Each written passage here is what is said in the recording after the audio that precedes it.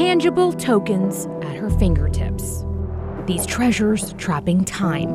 This is Nicholas' sweatshirt, and it has this scent in the sweatshirt. Meaningful mementos for Liz Perkins Carson. I want his name, Nicholas Alexander Perkins Carson, to get put out there in public and people to know that he's not just a name. He's not a statistic. He's a person, he's a son, he's a father, he's a Christian, he's a loved one and a friend. Her son and a friend were killed in a St. Louis crash known as an Underride. It's when a car slides underneath a semi-truck or tractor trailer. One of the biggest cases involved actress Jane Mansfield. She was killed in a 1967 Underride crash, which led to the mandatory installation of Underride guards. Yet advocates say the preventable problem continues, going underreported and overlooked. All those things that are supposed to protect the survival space of occupants, that all doesn't work. Perkins Carson never knew until partnering with St. Louis's Simon law firm. The case resulted in a $462 million verdict this past fall. At trial, attorneys argued the trucking company ignored decades of research about its rear impact guards, also known as rigs, to prevent this from happening. If those changes were in place, do you think your son would still be here today? Absolutely. I do. During the trial, she met longtime advocate Mary Ann Carth. And I became a mom on a mission to make truck crashes more survivable. That mission took her to St. Louis as an expert witness in this case, an expert after losing her own children.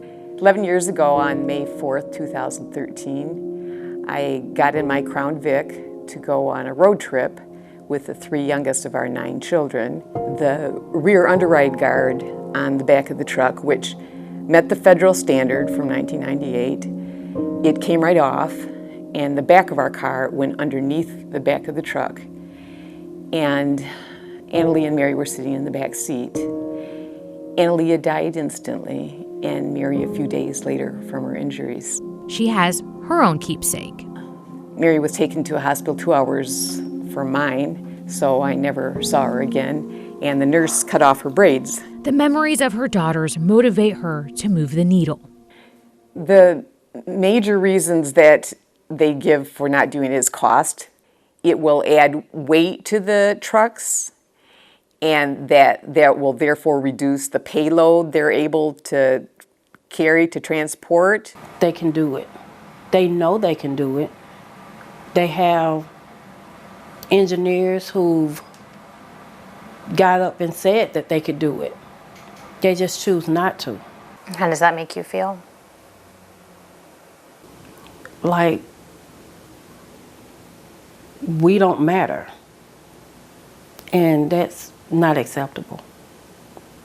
Carth says while some companies have made improvements on rear impact guards, she learned some rigs aren't strong enough, while others aren't installing extra measures at all.